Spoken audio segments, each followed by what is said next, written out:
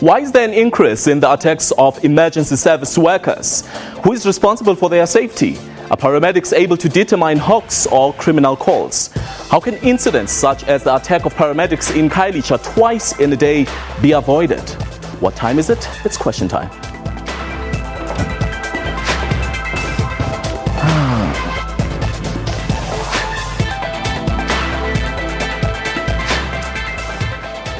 It's a very good evening to you. Welcome to Question Time. My name is Sipiwo Nzawumbi. Now, the safety of emergency services personnel and their patients is under the spotlight. This after recent attacks on paramedics by criminals while attending to emergency calls. Last month, paramedics in Khayelitsha, Cape Town, were attacked twice in less than a day when a crew was held at gunpoint. In Hurst Hill, south of Johannesburg, emergency officials were also attacked on Friday morning while attending to a patient. This incident happened only 2 weeks after 3 paramedics were robbed at gunpoint in Yeoville while also attending to another patient. Now, a reminder that you can also be a part of us right in studio in our conversation today. You can call us. The number is 089 110 4210. And you can also go and join us right there on Twitter. Our Twitter handle is at QuestionTime24. Now, my guest in studio right now is Robert Mulaudzi, spokesperson of the City of Johannesburg Emergency Management Services, that is EMS in short. And on the line, we will be joined by Werner Vermaak from ER24. Now, gentlemen, thank you so much, or rather, Mulaudzi, thank you so much for joining us. Thank you very much for inviting us. And now, a recent attack. It seems like as paramedics, you're on the spotlight, or rather, you have become target of these criminals. Yes. How has this affected your work? Yeah, it has affected our work. I will say that we are really under siege. You know, from within the city of Johannesburg, I would say it started last year. Already. It was most of the incidents were isolated, but however, the most recent ones were from the beginning of August, where we started by an incident where one of our fire engine was touched when it was coming from a fire incident in Soweto.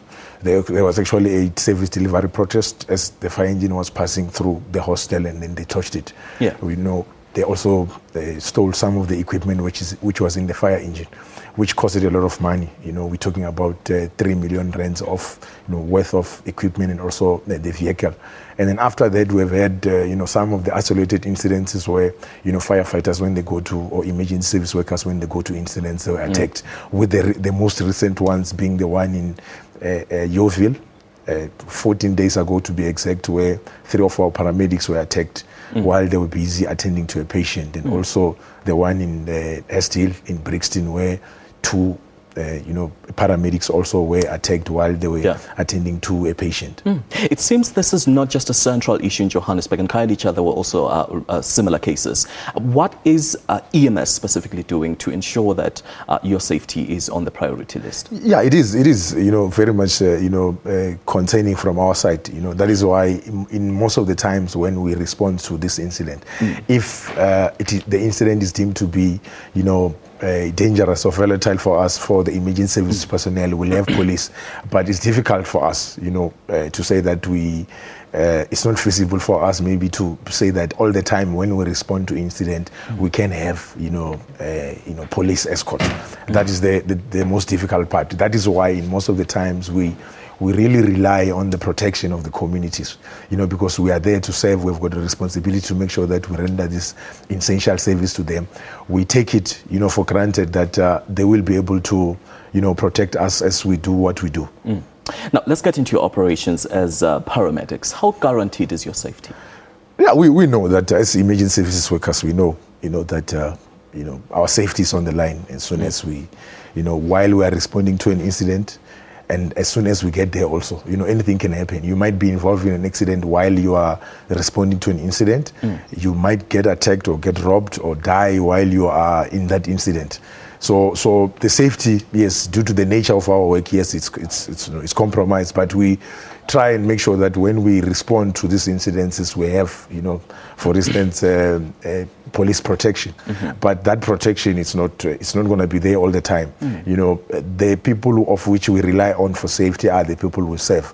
That is why it's very important for us to have a good relations with our local leadership, the councillors, the community, policing forums, the street committees who are operating within, the communities, so that if there is these criminal elements in those communities, the communities can be able to remove these criminal elements so that we can be able to, render this essential service without any disruptions. Because if we don't address this issue, number one, what is going to happen is that our response times will be affected in those areas, because every time when we have to respond to an area, we'll have to via the police station.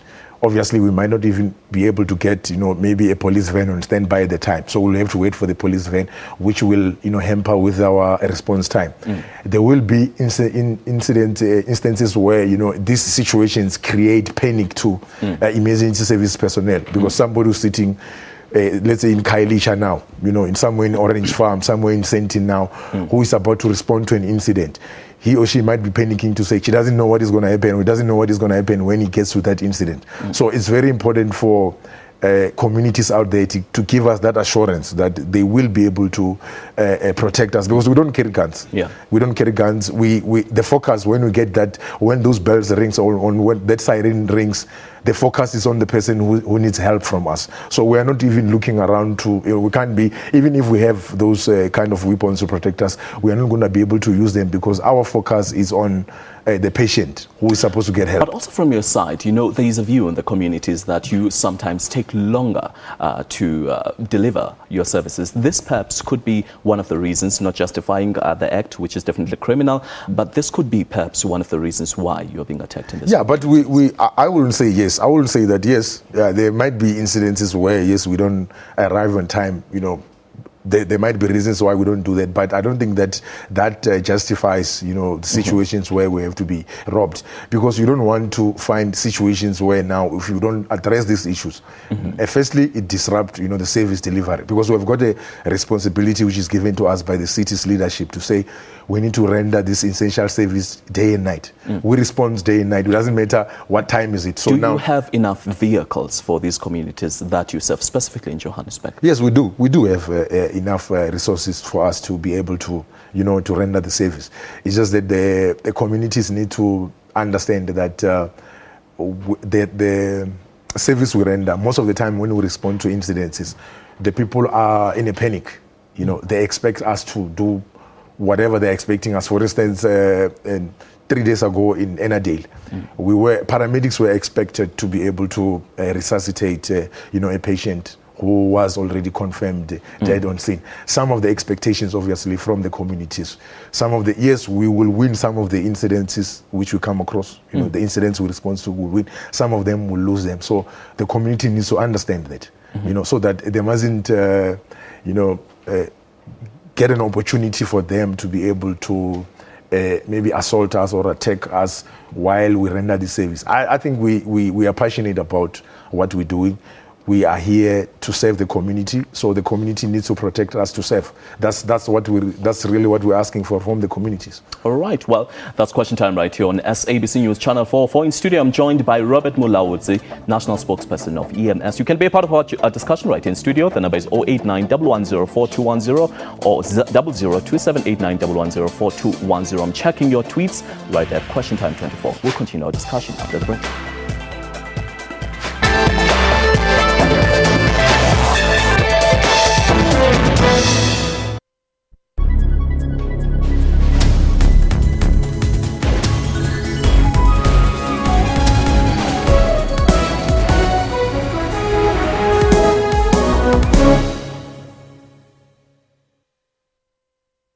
The thing that really matters is for someone to hear me when I ask, why are all the things I get from my bank limited when they say it's all included?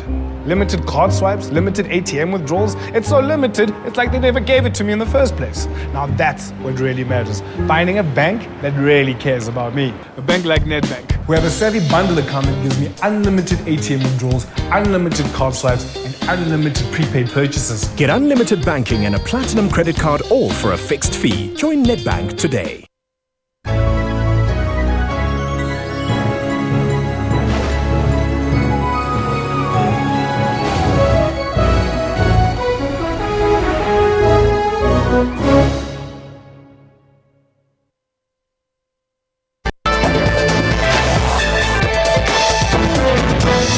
Well, welcome back. You're still watching Question Time right here on SABC News Channel 44. In studio right now, rather on the line, I'm joined by Verna Vermaak from ER24. Verna, thank you so much for joining us on Question Time this evening.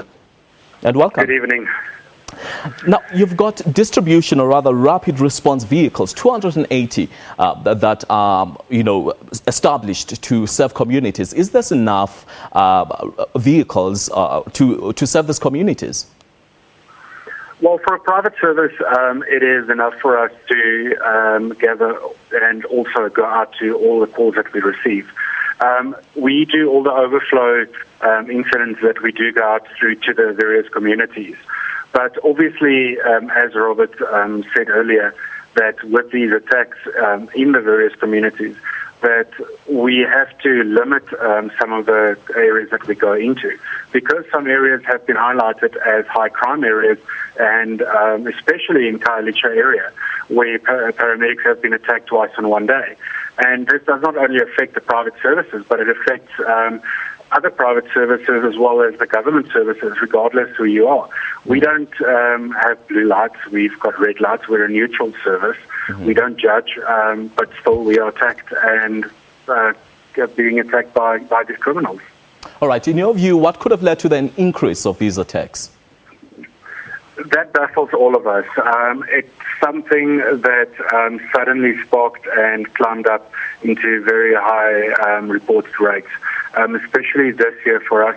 We've seen the odd incident about twice a month, but suddenly from January we've seen an increase in this.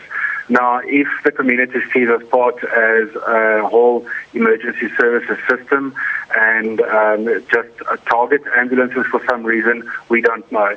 It's something that we have to work together with the police task team to understand what is going on, or what do the guys want. It's not necessary that they're taking medical equipment. It's more that paramedics are robbed from their personal cell phone devices. They are robbed from their wallets. Also that ambulances are broken into, and the guys are stealing navigation devices, which we also use for our dispatch systems. So it's difficult to say that it's for the medical equipment or the medication on board. All right. It seems to me that your safety as paramedics is quite compromised. What measures are being put in place to ensure that you operate safely and free-spirited, especially when you're serving these communities, especially at night? Safety is definitely compromised. What we have done is, since last year, we've actually changed some of our crews around where we don't have, or try not to have all female crews working on vehicles. Also, we have launched a course about 2 years ago, which is called EMSHI, Emergency Medical Services in Hostile Environments. This is basic self-defense for paramedics, and also how to identify emergency situations, or where they would face themselves into an emergency situation, and identify that and rather leave before something happens.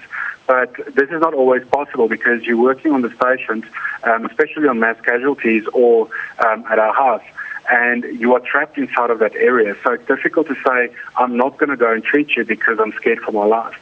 And also that will delay in patient treatment. And paramedics have an oath. It's their passion. They go out to save people and make a difference in other people's lives. So they are going to go in and try and make a difference. But then we have these criminals that wait for paramedics to come out of the house and then point a gun at them and rob them from their personal belongings. And unfortunately, the patient is also then faced with this dilemma and also face a possible danger of being injured. Now, Verma, there's also a sense that you perhaps take too long to appear in these scenes, and sometimes it's usually too late. And perhaps this could be one of the reasons why you're being attacked. Do you agree? It is possible that might be one of the reasons. However, we have not heard anything of that. And usually in cases like that, it's not just one person or two people. It would be a community coming together and stone a vehicle or set a vehicle alight. For instance, in this week, an ambulance in the Free State was set alight because apparently it took too long to get to the patient. However, for a person to come out of the field or come out of the darkness and point a gun at paramedics and rob them of their cell phones is not really something that you can tie to something that where an ambulance arrives late on scene. That is a difficult concept to grasp, to say that just because you guys were late, we're going to point a gun at you and rob you. So we do definitely think there might be something else. If it's gang-related, we're not sure, because it's spread across South Africa. It's not just concentrated in one area. All right, Werner, thank you so much for joining us. Unfortunately, that's where we'll leave it for now. That was Werner Vermaak from ER24 was joining us on the line. Now, let's come to you, Mr. Mulaudzi. When are you most likely to be attacked? Yeah, most of the attacks, like looking at, if we refer back to the incidents which occurred, it will be after midnight, because those are the times where, these incidents are occurring. Like for instance in Yeoville, that incident occurred about around 2. So from after, midnight, that is where most of these incidents are occurring. Yeah.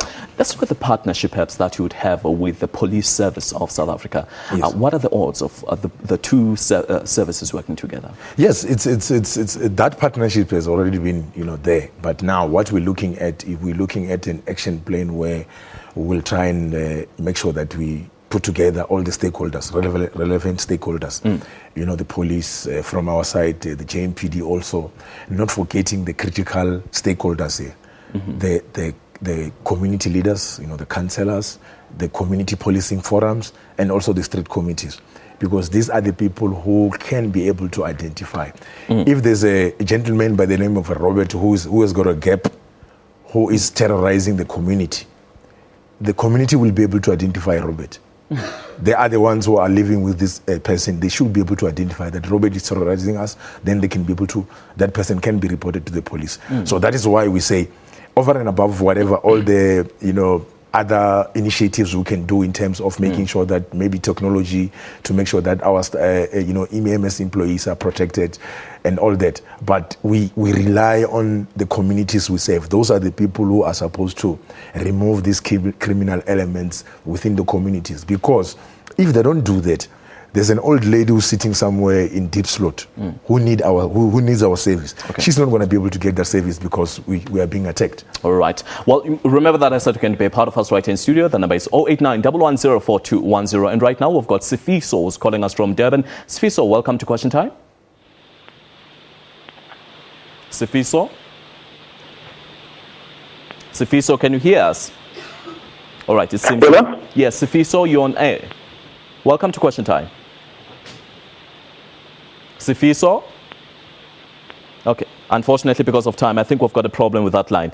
So just continue. Isn't this going to perhaps affect your productivity? Then isn't this going to take too long for you to pitch on the accident sites or perhaps where your services are most needed? And then isn't this going to raise outrage in those communities? Yes, it will. That is why we're saying that the people who actually holding the key here, it's, the communities. Yes, as emergency services, we're expected to make sure that we create a safer environment, for the EMS personnel to be able to respond, to these emergencies. But the communities needs to create that safe environment for us to operate. That is why, because if they don't do that, it means all the time when we have to respond to an incident, we have to via a police station. Let's take, for instance, an example in Soweto, Jabulani Fire Station. We've got, for instance, at least 5 ambulances which are operating, let's say today, right now. Both of those ambulances, they get dispatched to different incidences, right? So both of them, they need to have 5 police vehicles to escort them. Is that feasible? It's not feasible. It's not possible. So let's not even create that environment. Let's just make sure that there is no need for us to, when we respond with the police. We don't have to do that. By making sure that with the community. Exactly. That's what is supposed to happen. All right, let's go and hear from Anonymous, who's calling us from Deep Kloof, or rather Deep Slot. Anonymous, welcome to the show. Anonymous? All right, I think we've got a problem with our lines. Let's just continue. And now let's get into, way moving forward. Have you at least communicated with the Department of Health to ensure that you address these issues? I mean, your service providers under their wingship, definitely they can do something. We already have, coincidentally, we already, had, programs which we were like nearly focusing on, these issues. And then now we actually looking at meeting with the other, ambulance services who are operating within the city, as Farnaz has been talking about now, so that we have this partnership, because the situation doesn't only affect us, for instance, as public emergency services, but also everyone who's operating in the space, just like, for instance, what you spoke about now, which occurred in Khayelitsha, where paramedics from ER24 were attacked and dropped. So we're looking at that so that we have, a bigger voice. Yeah. And also when we go out to the communities, we will have, a bigger, voice to communicate with the communities out there to, tell them about our challenges of doing what we are supposed to do. And obviously, making sure that there is that relations between us and our communities out there, because we mustn't forget about the responsibilities which we have. We've got a responsibility to render this essential service, which is very much important to our communities out there. All right. Well, remember that you can be a part of us right here in studio. The number is 089 110 4210. And right now I've got Somi who's calling us from Pretoria. Somi, I hope you can hear us and get through. Somi, welcome to Question Time. Somi, can you hear us? Solly. Hello, sir. How are you? I'm well, thank you. Can you hear us? Yes, sir. All right, just quickly, what's your question? Yes, sir. I'm listening. Yes, what's your question, Solly? Or what's your contribution? Yes, sir. Yes. Can you hear me? Yes, we can hear you. You're on air. Hello? All right, we really have a problem with our lines. I'm listening. Let's just quickly. Now, that you've said, especially because as EMS, you serve under the government wingship. You're basically, you've been distributed as an agency that serves certain communities. It seems to me that there are hotspots, or rather areas that are specifically very high when it comes to these attacks. Yeah, I will say that that is, the reason why we already developed that action plan, because we have realized that in specific areas you will find this incident. For instance, in our case, most of the incidences are occurring mostly around the inner city, Yeoville, Brixton area, which is from our side how we work. It's like the same district. So we don't know whether these criminal elements who are conducting these activities are the same people, because where the previous incident occurred, it's not really far from where the second one, the incident occurred. So we don't know about that. That is why we really need that partnership with the community so that we can be able to address that. But however, even from our side also, we're not sitting and waiting. Also, we will also be intensifying some of the technologies we have also to make sure that of which we cannot really talk about them on air, on air now, because the criminal elements, obviously, they also watching television. They will also be coming up with different strategies. So even from ourselves also, this issue is very serious. There's a lot of strategies or mitigation processes which is in place, which we discussing, talking about with our communities to make sure that we remove these criminal elements within our community so that we can be able to render our service without any disruptions. Have you established some kind of a survey, perhaps, to establish as to which days are most likely or which times are most likely to be of danger to your operations? Yeah, mostly, maybe towards weekends, because now if you look at the incidents, towards the month end and also around weekends, because if you look at the previous incidences which occurred, you look at the incident in Yeoville, it was on Friday, early hours of Friday morning, so around Friday, Saturday, Sunday, those will be most of the times where we're having these incidences. And obviously, any other day, because we couldn't say that these incidents are occurring only maybe towards the weekend. It can occur any day, just like the latest one which occurred in Rift Valley. It was, during the week. So yeah, that is the situation at this stage. And how easy is it, just quickly, as we're about to round up our interview, how easy is it for you to pick up whether a call is a hoax or a criminal call? Yeah, that's a difficult, very difficult question to answer, and it's also one of the areas where it actually makes us because it's very difficult for us from our side to determine whether this this call is illegitimate or not, because one will call for request an ambulance that even though our emergency call takers, they will try and interview the caller, but they will try and come up with stories maybe for us to believe that this is an emergency. And then from our side, because not knowing that that situation might be is a prank call or it's not an emergency. We just respond there because we are there. We are ready to serve, the people. And also those kind of calls, we really want to, condemn those calls, because those calls they hamper with they disrupt our response times, because while we are responding to that incident, which is a prank call, that service could have been sent, or that ambulance could have been sent to a person who really needs the service. That is why we say, young children out there, they're already advanced, they're already informed about that the emergency number you don't play around with is for emergencies only. So maybe now the education needs to go to adults, because it looks like maybe it's adults who are trying to misuse that number. So they need to make sure that they call us when there's an emergency, real emergency. Mr. Mulawutsi, thank you so much for joining us right here on Question Time. Unfortunately, that's where we leave our interview. Well, that was Robert Mulawutsi from EMS, who was joining us right here in studio. And earlier we had Varma Vermak from ER24, just to keep us up to speed with the recent spate of attacks on paramedics. Well, that was Question Time for you today. A big thank you to you right there at home for staying with us for the past few minutes. From me, Sipho Nzaumbi, and the rest of the team, it's good night.